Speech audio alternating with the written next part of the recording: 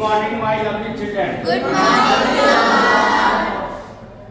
अपनी मंजिल को भूल के जिया तो क्या जिया, अपनी मंजिल को भूल के जिया तो क्या जिया, दम है तो उसे पाकर दिखा, लिख दे खून से अपनी कामयाबी की कहानी, और किस्मत को है दम तो मिटा के दिखा।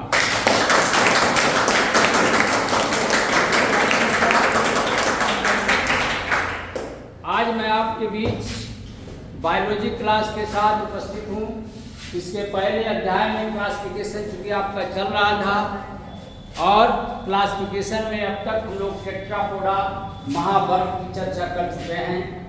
अब टेट्रापोडा महावर्ग को भी हम लोग 4 भाग में बांट करके अध्ययन करते हैं। इसका क्या कारण है 4 भाग में अध्ययन करने का, तो 4 वर्गों के पीछे का कारण मैं आपको बता रहा हूं। क्या कारण है?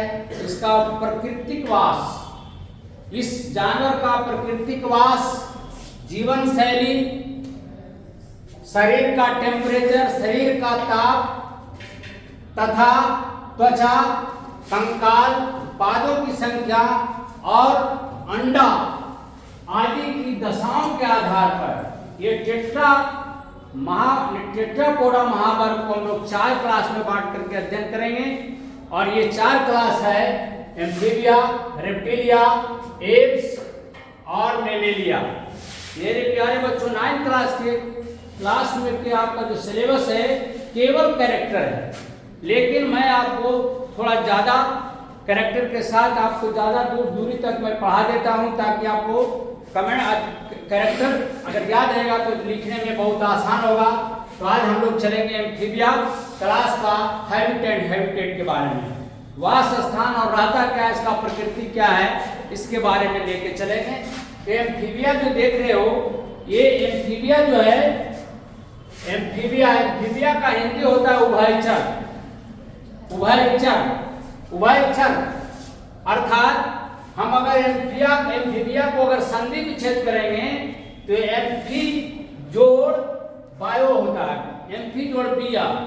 एम्फी का मतलब होता है बौद्ध का मतलब यहाँ क्या हुआ, जल और स्थल दोनों, तो इसको हम लोग कहते हैं बौद्ध। तो वैसे जंतु जो जल और स्थल दोनों में रहता है, तो एम्फीबिया क्लास में वैसे जंतु को रखा गया।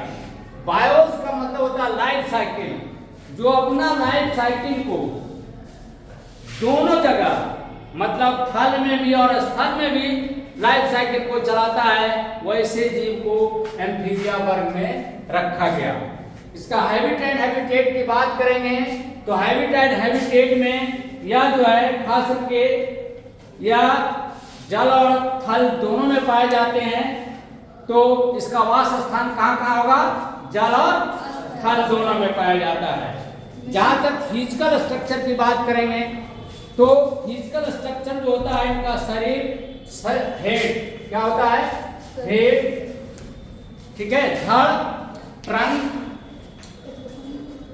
ट्रंक और क्या होता है, और पूंछ में बता रहता है टेल। ऐसे जंतु जिसका शरीर, हेड, ट्रंक और टेल, ये 3 भागों में, इस एम्फीबिया वर्ग के जंतु का शरीर 3 भागों में बटा रहता है, हेड, ट्रंक और टेल। हेड मतलब सिर, ट्रंक मतलब धड़ और टेल का मतलब होता है पूंछ। तो इसका हम फिजिकल स्ट्रक्चर को हम जब पाते हैं क्या, तो इसका शरीर हेड, धड़ और टेल में बटा रहता है। अब जो है ये पाया कहाँ जाता है, मैं आपको बता दिया, थल और स्थल, ये थल और जल दोनों में पाया जाता है।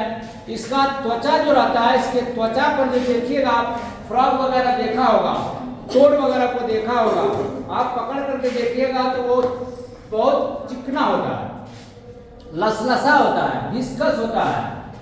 ये क्या कारण है, उसके शरीर पर श्लेष्मा होता है। क्या रहता है, श्लेष्मा रहने के कारण त्वचा इसका चिपचिपा रहता है। क्या रहता है, चिपचिपा, विस्कस रहता है, जिसको हम लोग कहते हैं अंग्रेजी में विस्कस रहता है। और इसको नम रहता है, क्या मॉइस्चर्ड रहता है, क्योंकि ये नम स्थानों में रहता है। खास करके ये कुछ देर जल में भी रहेगा, कुछ स्थल में रहेगा, तो इसका शरीर क्या रहता है, विस्कस रहता है, और इसमें शरीर पर श्लेष्मा पाए जाने के कारण इसका शरीर क्या रहता है, चिपचिपा रहता है। अब इसका हम जानेंगे नर्वस सिस्टम। क्या जानेंगे? Nervous system. नर्वस सिस्टम का मतलब होता है हेड से संबंधित, मतलब इसमें नर्व से संबंधित। तो इसका खोपड़ी जो होता है ऑक्सीपिटल कंडाइल्स द्वारा कशेरुक दंड से जुड़ा रहता है। वर्टिकल कॉलमन से इसका जो हेड होता है ऑक्सीपिटल कंडाइल्स इसको कहते हैं। ऑक्सीपिटल कंडाइल्स, ऑक्सीपिटल कंडाइल, कंडाइल जो वर्टिकल कॉलम से क्या होता है, ये जुड़ा रहता है। या अब इसकी टेम्परेचर की बात करेंगे। ये तो आपका नर्वस सिस्टम में आ गया। अब इसका टेम्परेचर की बात करेंगे तो ये समतापी होता है, मतलब मौसम के अनुसार ये अपना टेम्परेचर को कंट्रोल करता है। जिस प्रकार का मौसम रहेगा उसी प्रकार का अपना बॉडी का टेम्परेचर बना लेता है, मतलब होता है समतापी होता है। या इसको इसका जो ब्लड जो होता है ना वो कोल्ड ब्लडेड रहता है। हम लोगों का ब्लड कोल्ड ब्लडेड नहीं है, हम लोगों का क्या है, हॉट ब्लडेड है, और उसका क्या रहता है, कोल्ड ब्लडेड रहता है। मतलब इसका जो ब्लड रहता है शीत रुधिर, रुधिर इसको कहा जाता है। क्या कहा जाता है, शीत रुधिर। और शरीर का तापमान वातावरण के अनुसार क्या होता है, ये बदलते रहता है। अगर जाड़ा आएगा तो अपना क्या करेगा, अपना टेम्परेचर, बॉडी का टेम्परेचर जाड़ा के अनुकूल कर देता है। गर्मी आ गया तो अपना बॉडी जो टेम्परेचर होता है वो गर्मी के अनुकूल कर देगा। फिर बरसात आएगा तो बरसात के अनुकूल अपना बॉडी का टेम्परेचर कर देगा। तो इसका मतलब क्या हुआ, इसका टेम्परेचर जो होता है वातावरण के अनुसार क्या करता है, बदलते रहता है। इसीलिए इसको कहा जाता है असमतापी। क्या कहा जाता है, असमतापी। ऐसे जीव जो है एम्फीबिया क्लास में इसको हम लोग पढ़ते हैं। अब जहां तक इसकी रेस्पिरेशन की बात करेंगे तो रेस्पिरेटरी सिस्टम जो इसका होता है खासकर श्वसन क्लोम के द्वारा भी होता है, और त्वचा के द्वारा भी होता है, फेफड़ा के द्वारा भी होता है। मतलब यहाँ पर तीनों विधि से, तीनों तरह से करते हैं। क्लोम के आधार पर भी करते हैं, त्वचा से भी करते हैं, कुछ जीव त्वचा से भी करता है, और कुछ जीव में फेफड़ा रहता है, जैसे हम लोग में फेफड़ा रहता है।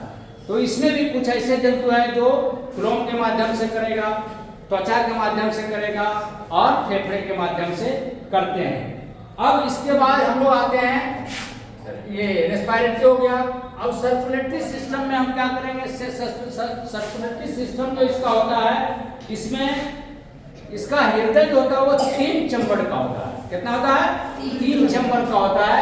जैसे हम लोगों का हृदय जो है वो क्या होता है, देखिए हृदय हम लोगों का क्या रहता है, ये हम लोगों का ये 4 भाग में बटा रहता है।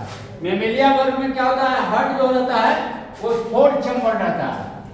लेकिन यहाँ का जो हार्ट होगा वो क्या रहता है, इसका हार्ट जो होता है वो क्या रहता है, वो सपोज दैट ये इस प्रकार का रहता है। क्या रहता है, इस प्रकार का रहता है, 1 चैम्बर, 2 चैम्बर और 3 चैम्बर।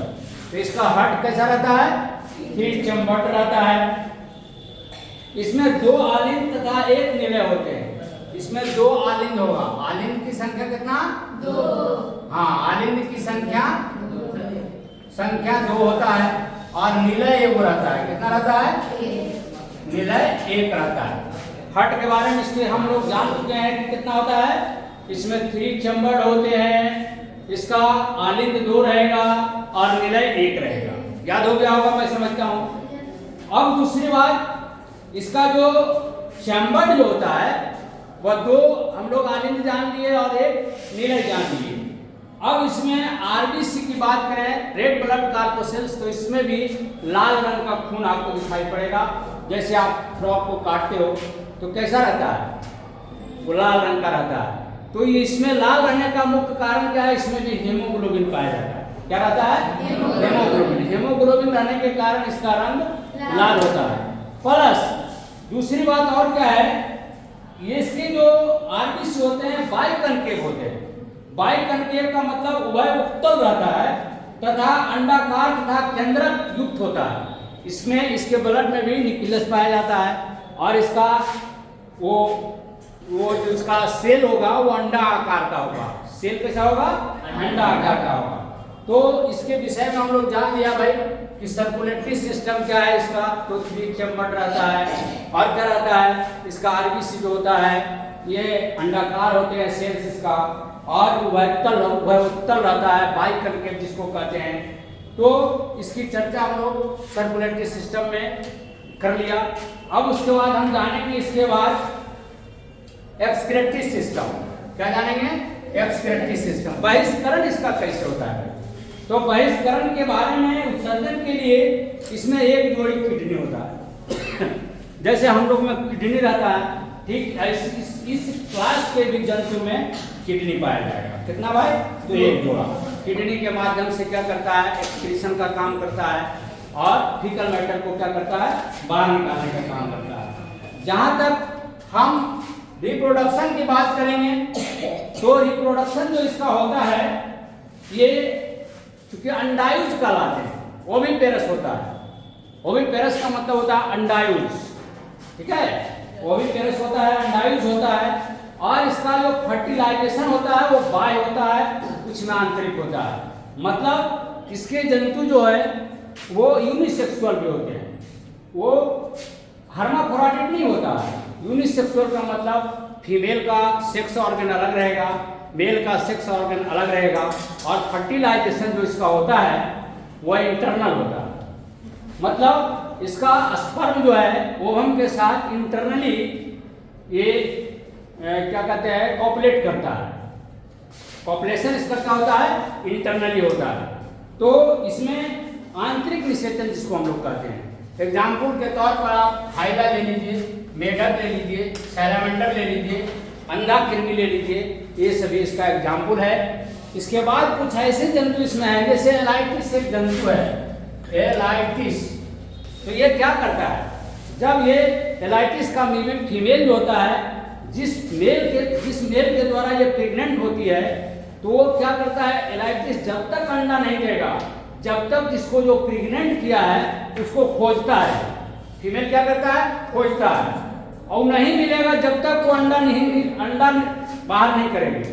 वो उसका ये एलाइटिस एक ऐसा प्राणी है जो जिसके द्वारा प्रेग्नेंट हुआ है। अगर ये समुद्र में कहीं भी अगर हेरा गया है तो फीमेल जो है उसी को खोजेगा जिसके द्वारा इसने ये प्रेग्नेंट हुआ है और उसी के पीठ पर ये अंडा डालेगा, कहीं नहीं डालता, उसके पीठिए पर डालता है और उसका काम जब तक वो प्रौढ़ नहीं हो जाता है जब तक वो लेकर अंडा को घूमते रहता है और फीमेल अपना अंडा देकर करके मुक्त हो जाती है। कुछ ऐसे जंतु भी इसमें हैं, इस प्रकार के जंतु।